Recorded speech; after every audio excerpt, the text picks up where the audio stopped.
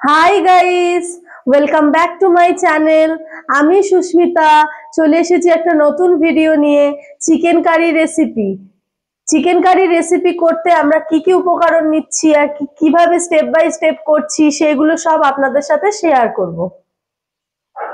Chicken curry করবার জন্য আমাদের যে সমস্ত উপকরণগুলো লাগবে সেগুলো চলুন একবার দেখিয়ে দিই আপনাকে। চিকেন কারি করতে গেলে প্রথমেই তো লাগবে চিকেন। চিকেন তো না হলে চিকেন কারি হবে না। তারপরে লাগবে পেঁয়াজ, তারপরে লাগবে টমেটো, তারপরে লাগবে তেজপাতা, গোটা গরম মশলা, শুকনো লঙ্কা, এখানে আছে গুঁড়ো লঙ্কা, এখানে আছে হলুদ, তেল তো লাগবেই, জিরের গুঁড়ো, ধনের গুঁড়ো, আর এখানে আমরা একটা স্পেশাল মশলা করেছি যেটা ইউজ করব, সেটাও আপনাদের সাথে শেয়ার করব। আমাদের সুবিধার্থের জন্য আমরা প্রথমে মাংসটাকে ম্যারিনেট করে নেব। চলুন কিভাবে করছি সেটা আপনাদেরকে দেখাচ্ছি। প্রথমেই তেল দিয়ে দেবো পরিমাণ মতো,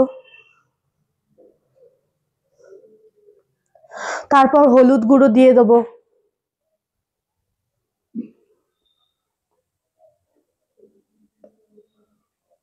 তারপরে জিরের গুঁড়ো দেব। জিরের গুঁড়ো একটু বেশি লাগবে মুরগির মাংসর ক্ষেত্রে।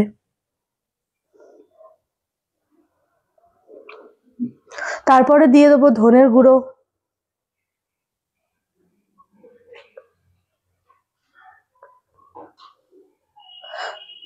তারপরে দিয়ে দেবো লঙ্কার গুঁড়ো,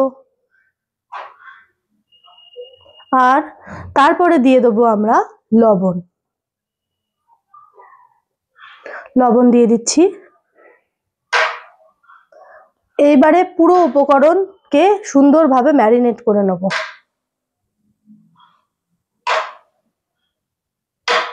সমস্ত উপকরণকে সুন্দরভাবে ম্যারিনেট করে নেব। সুন্দরভাবে মেখে নিতে হবে।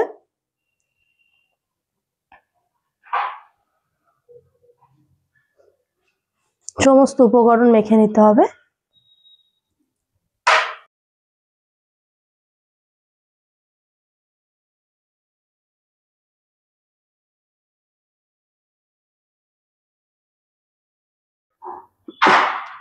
প্রথমে আমরা কড়া গ্যাসে বসিয়ে দিয়েছি, এবার তেল দিয়ে দিচ্ছি।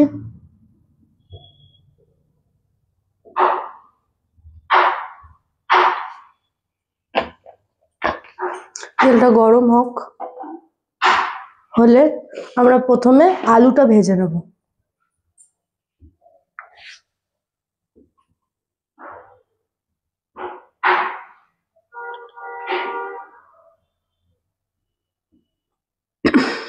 তেল গরম হয়ে গেছে, এবার একে একে আমরা আলুগুলোকে ভেজে নেব।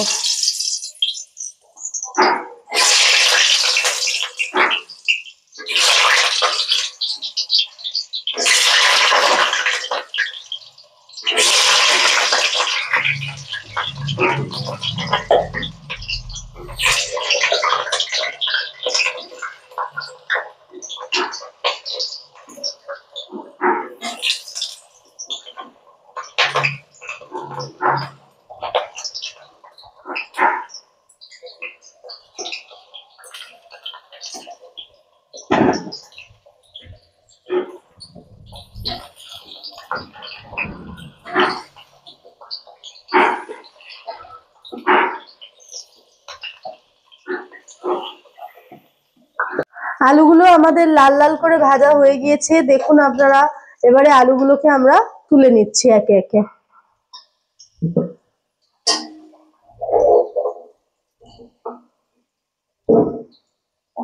একে একে তুলে নিতে হবে।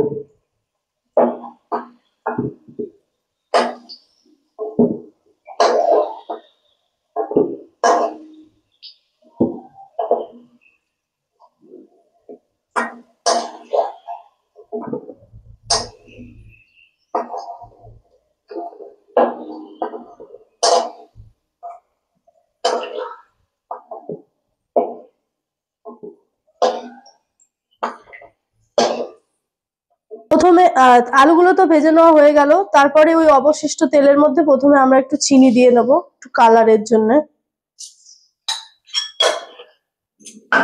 চিনিটা দিয়ে নিলাম। এরপরে আমাদের যে গোটা মশলাগুলো রাখা আছে, তেজপাতা, শুকনো লঙ্কা, এলাচ, লবঙ্গ, চিনিটা একটু গলে গেলে ওইগুলো দিয়ে দেবো।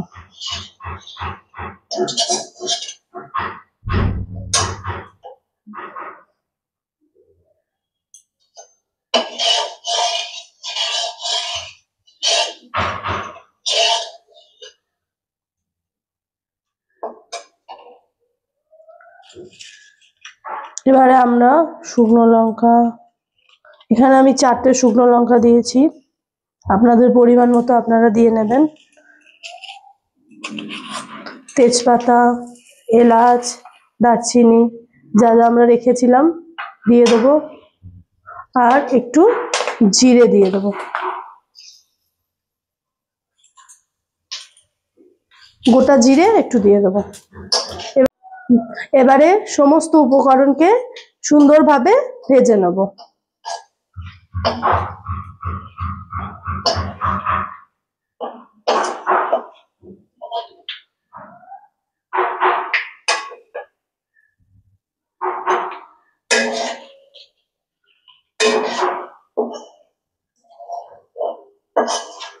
সুন্দরভাবে মশলাগুলোকে ভেজে নিতে হবে।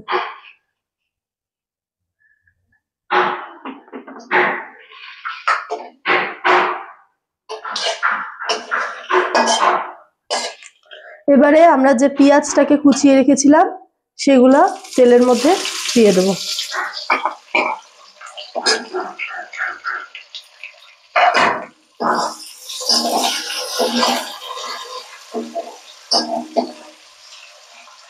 পেঁয়াজটাকেও সুন্দর করে ভেজে নেব, লাল লাল করে।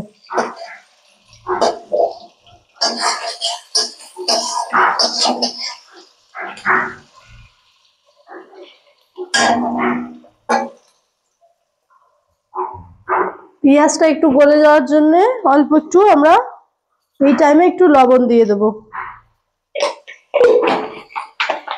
তাহলে পেঁয়াজটা তাড়াতাড়ি গলে যাবে।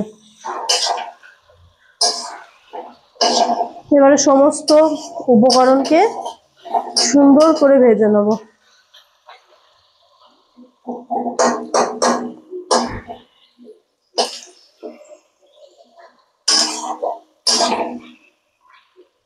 দেখুন আপনারা, সুন্দর করে পেঁয়াজ আমি ভেজে নিচ্ছি।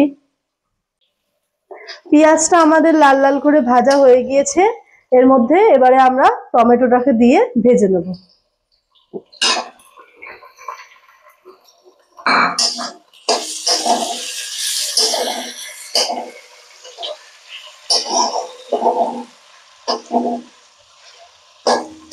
মাংসটা কষাবার জন্য আমরা এখানে মিক্সিতে রসুন আর আদা নিয়ে নিলাম। এবার এইটাকে আমরা পেস্ট করে নেব। টমেটোটা আমাদের ভালো করে গলে গিয়েছে। এবারে আমরা মাংসটাকে কষানোর জন্য আদা আর রসুনের যে পেস্টটা করেছি সেইটা এখানে দিয়ে দেবো।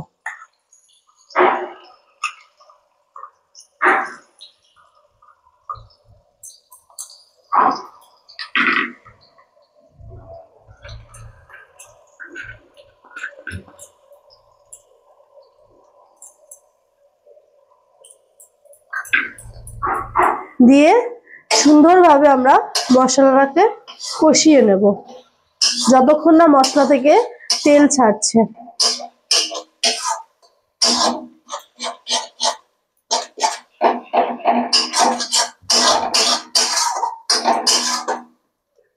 দেখুন বন্ধুরা, মশলা থেকে তেল ছেড়ে দিয়েছে। এবার আপনার যে মাংসটা ম্যারিনেট করে রেখেছিলাম সেই ম্যারিনেট করা চিকেনটা দিয়ে দেব।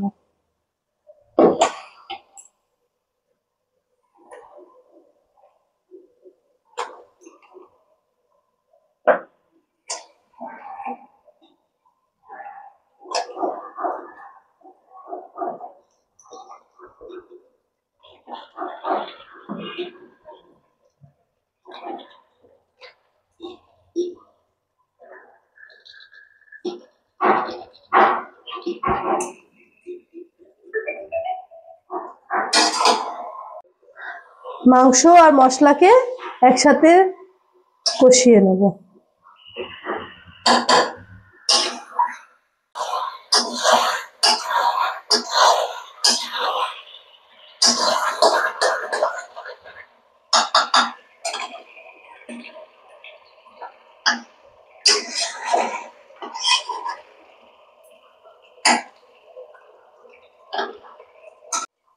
যে মশলাটা আপনাদেরকে প্রথমেই আমি দেখিয়েছিলাম সেই মশলাটা আমরা এখন অ্যাড করে দিচ্ছি।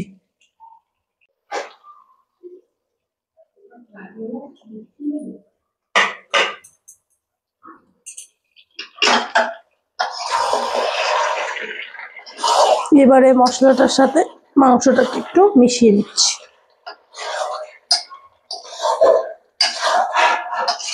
দেখুন মাংসটা খুব সুন্দরভাবে কষে গেছে।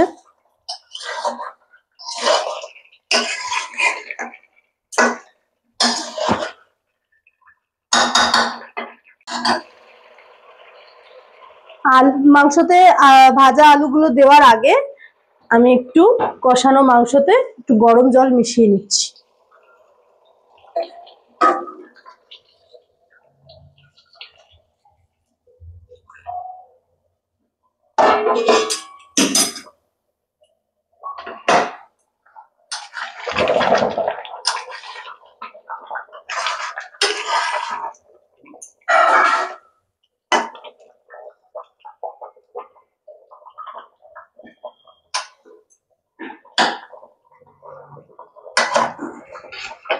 এইভাবে ঝোলটা এখন ফুটুক।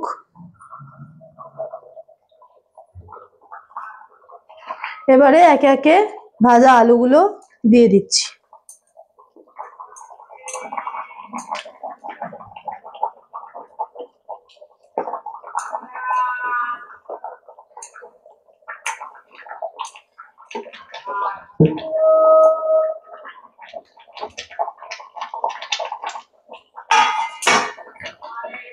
এবারে একটু মিক্স করে দিচ্ছি।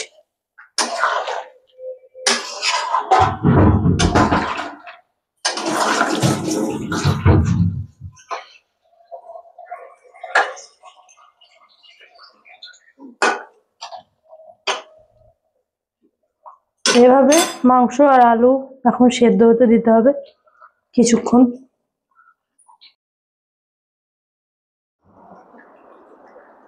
আমাদের চিকেন কারি কমপ্লিট হয়ে গেছে। আপনারা চিকেন কারি করে জানাবেন যে কেমন হয়েছে। আর যদি ভালো লাগে তাহলে লাইক, শেয়ার এন্ড সাবস্ক্রাইব করবেন।